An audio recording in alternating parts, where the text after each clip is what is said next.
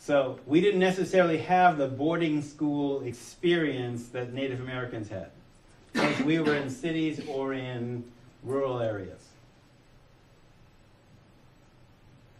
And there were already too many of us, anyway, to do that too.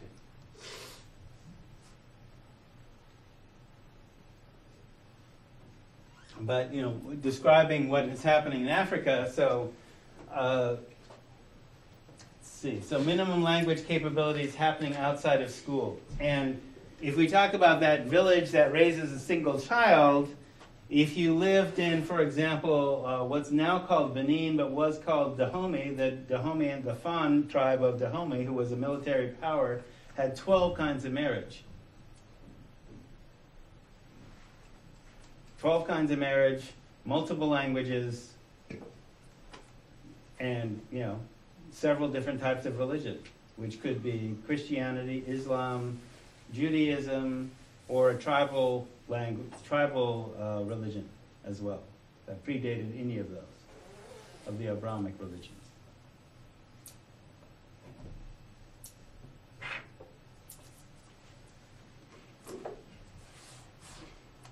So, Western civilization. This is from the American Heritage Dictionary and for the dictionary that comes with Microsoft Word. So, found in or typical of countries, especially in Europe and North and South America, that's interesting, whose culture and society are greatly influenced by traditions rooted in Greek and Roman culture and Christianity. Okay? This dictionary, right? So, no particular political agenda. Let's say that's the truth, right?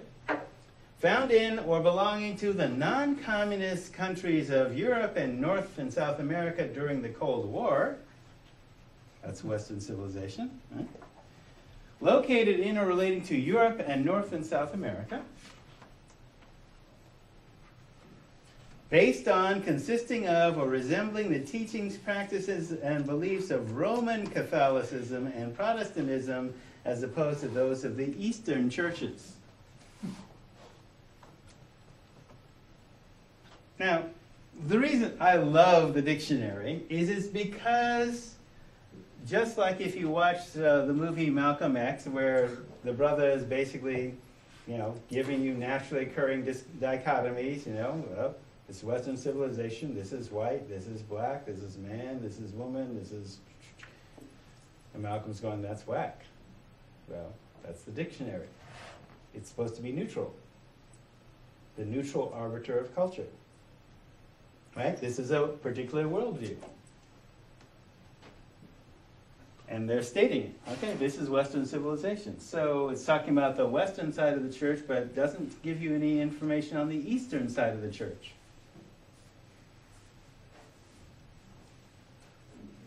I'm just pointing this out to say, all right, so from this particular worldview, you generate, or what was generated, the idea is Western means white, and white means non-ethnic, and white is normal. So whose food's in the ethnic food section of your supermarket? Hispanic. Oh, look at that. And this is coming from that worldview that generated the dictionary. I'm just saying, right? Right. Hispanic, Chinese, Italian. Oh, wait, Italian? That's ethnic? Huh. Whose history is told when you're told about history, right? That's why ethnic studies exists at all. And we could just talking about everybody's history, right? So when Chief Gates, former police chief of LAPD, said normal people are not killed by carotid holes by LAPD, who did he mean? What's a carotid hole? Called chokehold. Oh. Normal people aren't killed by carotid holes. Okay. Normal. But black people are not normal. Okay. But he's basically talking along the lines that he's been taught.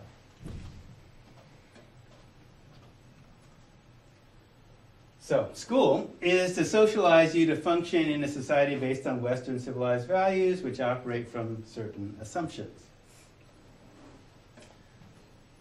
Tonto, we're surrounded by Indians. What do you mean we, white man?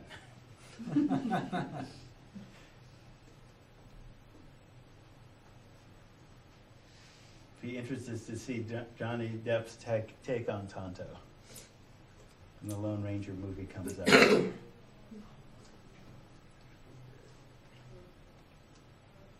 So ethnic studies questions those assumptions and attempts to tell a different story, which includes ethnic-specific points of view.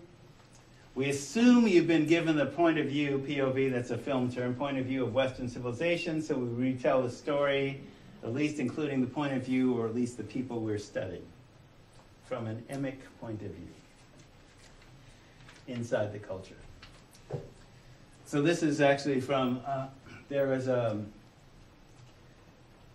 publication within the discipline of rhetoric, which talks about the invisible center.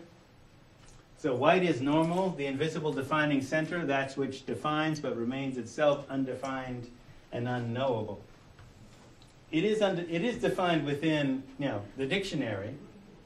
So anthropology then, for example, from that Western point of view, is scientific discipline and field within the traditional canon, which other cultures and their artifacts are studied, generally from the point of view of Western civilization. And anthropology studies other cultures, but the culture which generates anthropology remains usually unstudied until recently postmodern, that is after World War II. So etic is the position anthropology usually takes. It assumes an objective position outside the culture being studied, and the etic position describes what is going on from the point of view of the anthropologist and the anthropologist's culture. So etic, making use of pre-established categories for organizing and interpreting anthropological data, rather than categories recognized within the culture being studied.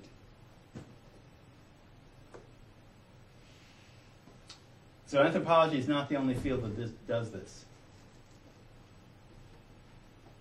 Does PMS exist?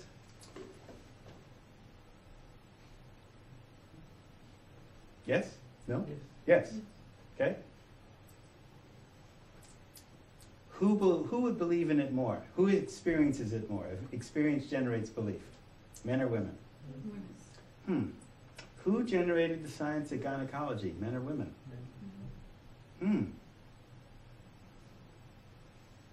Interesting. Okay? So, etic and emic. Relating to the analysis of structural and functional elements of language or behavior, relating to the organization and interpretation of data that makes use of the categories of the people being studied. So we're going to actually do some emic stuff. Here's the challenge when you are a person of color in Western psychology with psychology degree. Your experience, like the experience of women, which is why we had women's studies and interdisciplinary studies, is different than others, the other that generated Western civilization. So particularly as a psychologist, raised by black psychologists and psychiatrists, we study systems of discrimination that Western psychology considers irrelevant. So we made a science of it, actually, and it still exists. It's about 150 years old. So as an example, Western anthropology basically makes assumptions and then applies them universally. So just like anthropology does that, Western psychology does that. Starting with Freud. Freud basically said, normal humanity is in a line with the values of upper middle class white European males. That's normal human psychology for everybody. If you don't conform to that, you're not normal. Women, because they have wombs, are hysterical. Wish I was making that up. Okay? All right? So, Afrocentric takes a multiplex. So, ethnocentrism, a belief or assumption in superiority of your own or other cultural group. And usually it's disapproving. Afrocentric is not ethnocentric. It takes a multiplex emic viewpoint. Seek to understand a point of view from within the particular culture's point of view while having a strong understanding of what your own cultural biases are. So it's not saying we're without biases, but in order to understand Native Americans, you need to understand them from inside their point of view. Okay? And Europeans and anybody else. Inside their point of view. Whatever that is. So, form the basis for lasting action, social change towards a greater level of justice. Because you also see that as a dimension, too. Power salute or hand? Question?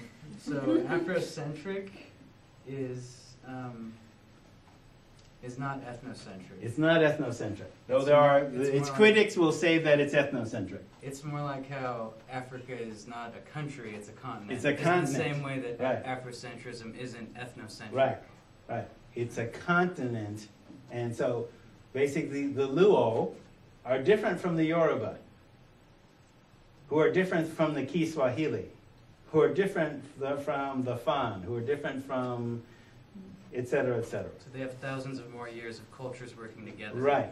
Well, maybe not working together, but for example, the reason you need multiple languages is you need to know the history of your enemies and the history of your friends. The enemy of your enemy is your friend, because you have to understand what makes your enemy and what makes your enemy your potential ally.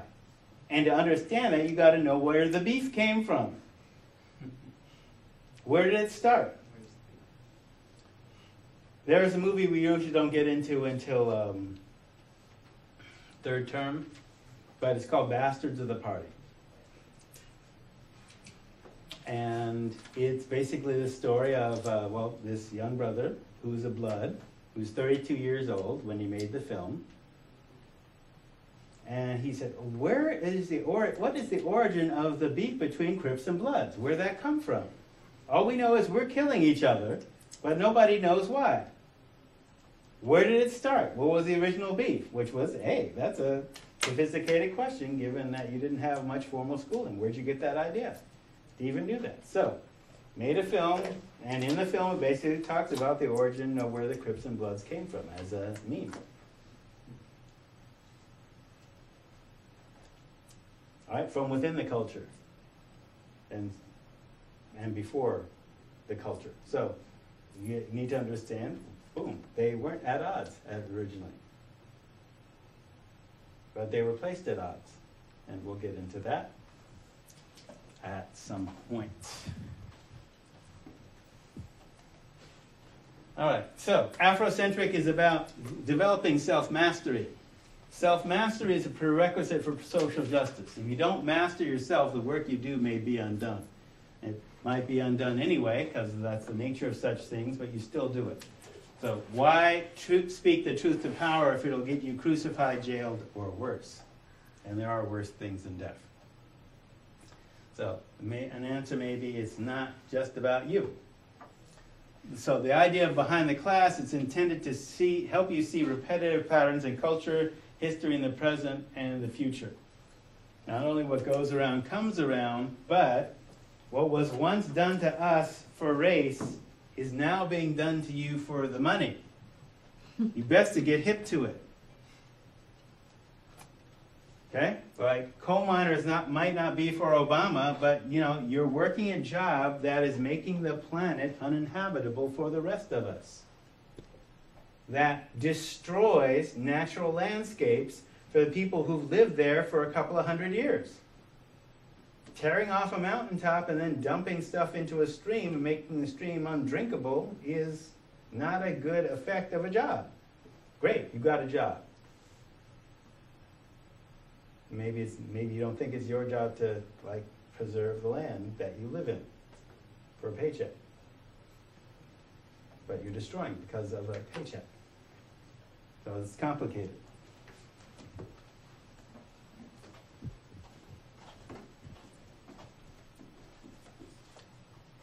We talked about this yet? Nope. Okay. Conscientização. So it's a word in Portuguese.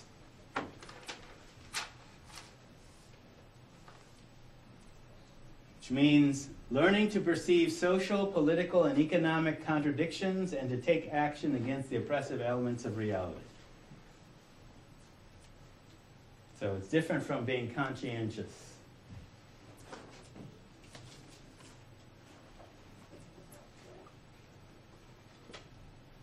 Conscientização. So we don't actually even have an English word equivalent for this concept. It's interesting. Uh-huh. Yeah. I remember when I was working for the feds, we were actually banned from using this term. Wait, we're organizing in communities of color, and this guy has organized in communities of color successfully to do the things that you're paying us to do. Sorry if he's Marxist. Oh well. I don't like Marx myself, but I do like what works. And this works.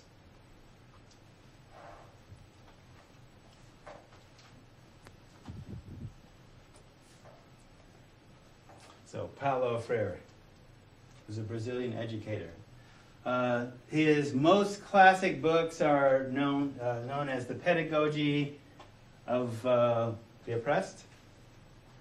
So it's basically, the idea is that poor people actually have knowledge and wisdom. And that there's two purposes for education: domestication and liberation. Okay? If you go through regular, Columbus discovered America narrative school, you're learning to replicate the system that made that real. You're being domesticated for a job. Okay? Poor people don't get that education.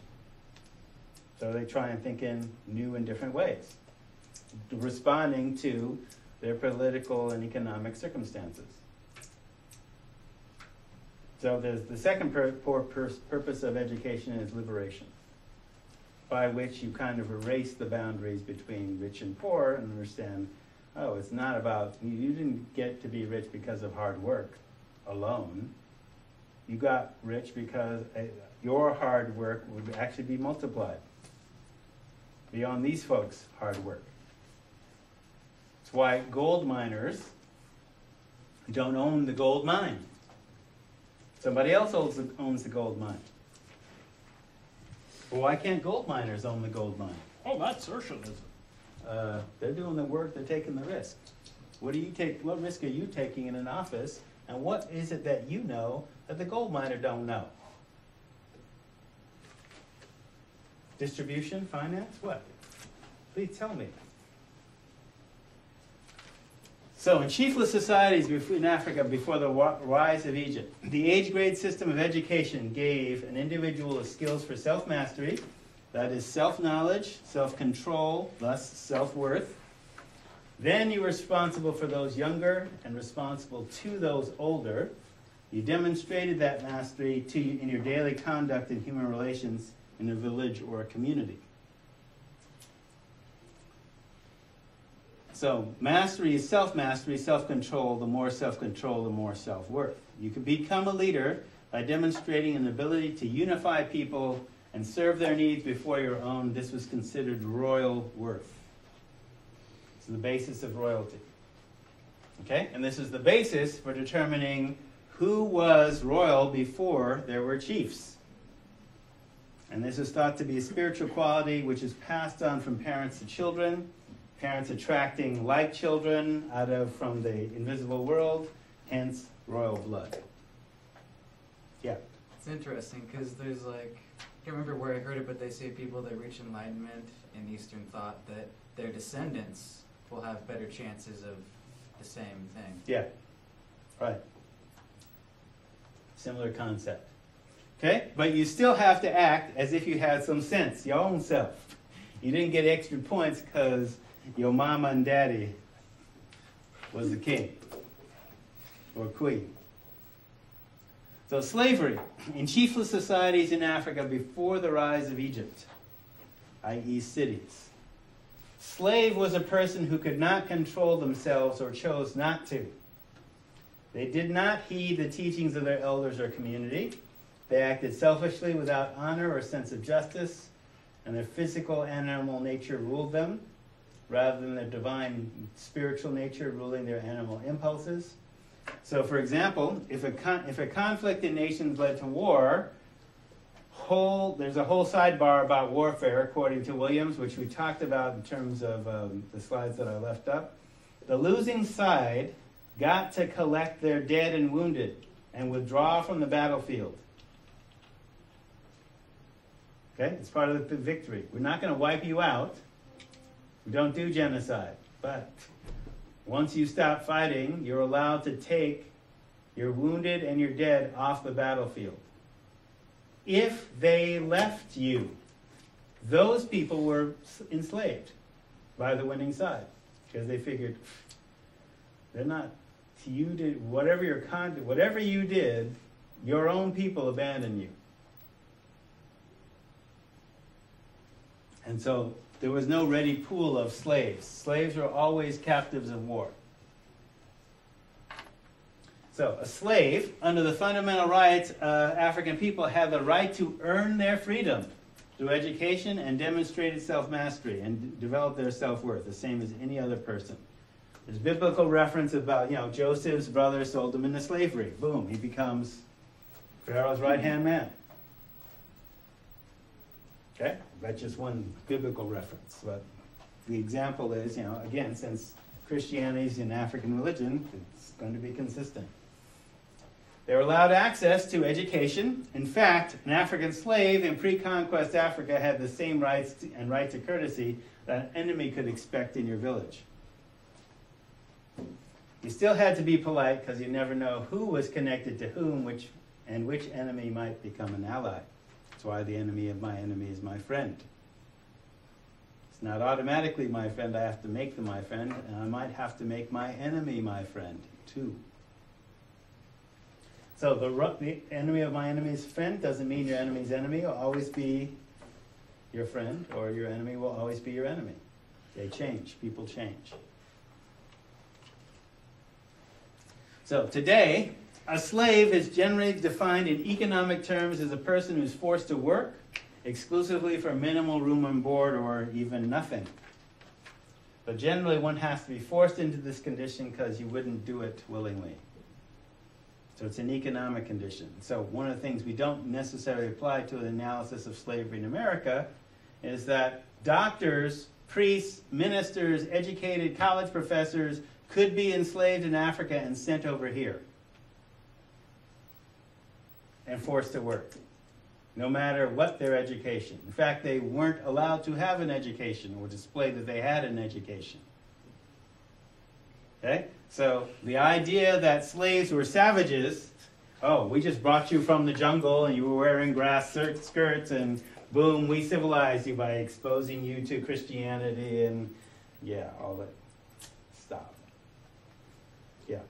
And they didn't start importing slaves from Africa in abundance until it was deemed profitable to own slaves from Africa in the American colonies. Well, and because Native Americans did not have resistance to European diseases.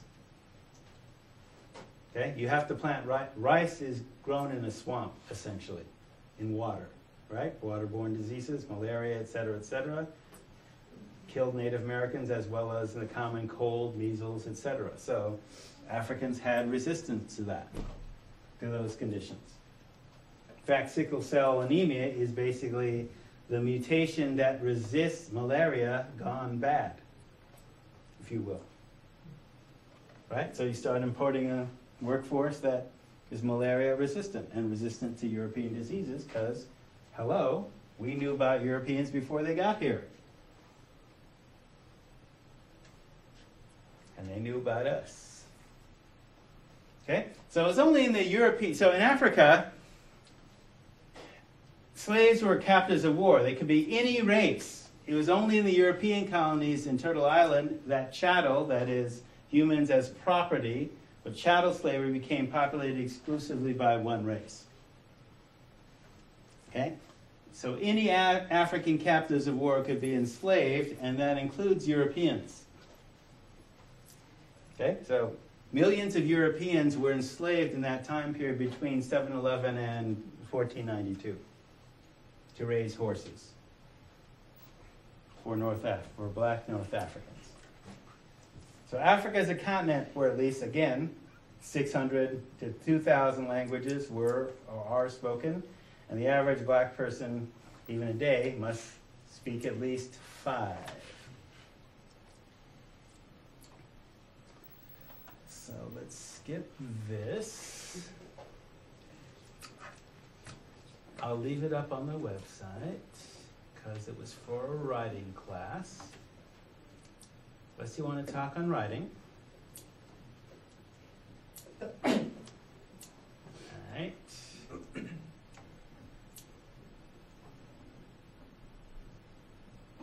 I told you about the doctrine of discovery already, right? Yes. Oh. I should tell you about this. So, hidden curriculum. There's actually a branch of education. Hidden curriculum is a term. Okay, so you have the visible narrative, and you have the invisible stories. So let's say that culture is like an iceberg, and the hidden curriculum is part of culture. So the visible narrative is what's above the water, and you already understand that most of the iceberg is below the water, right? So there are invisible stories. Who makes them visible or invisible?